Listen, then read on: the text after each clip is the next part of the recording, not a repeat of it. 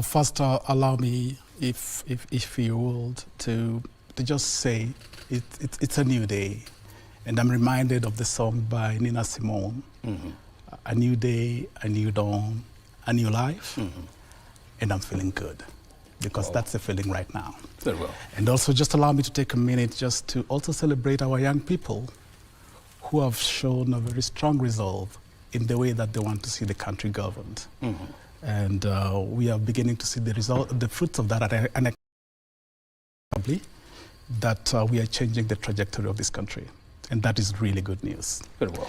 To your question about the comparisons between what the late President Mwai Kibaki did 19 years ago and what President Ruto did today, there's some fundamental differences in terms of what has motivated those actions.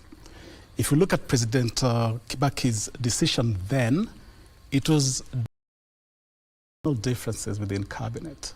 And I remember there's a fundamental paper that was being passed that failed, being pushed by a division within cabinet. And it became untenable for cabinet to continue working in unison, what you may want to call collective responsibility. So what I believe Kibaki was doing then was reorganizing his cabinet to bring the efficiencies that he needed, and most important, to have a cabinet that speaks in one voice. I want to believe that that is what drove that decision. 19 years later, President Ruto has done almost the same, but the motivations, in my view, are different. Whereas Kibaki's issue then was within his own cabinet, President Ruto is facing a serious crisis with his own people, his citizens. And this comes from an agitation for change along the issues of good governance. And this push has become so progressive to the extent that you can no longer wish it away.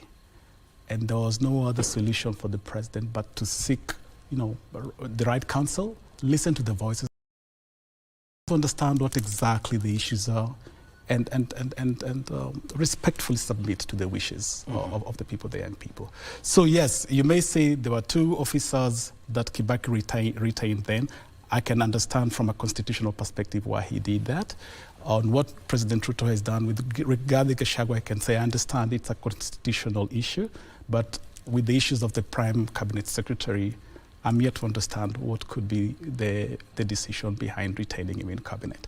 But if you look at the two, their fundamentals are totally different.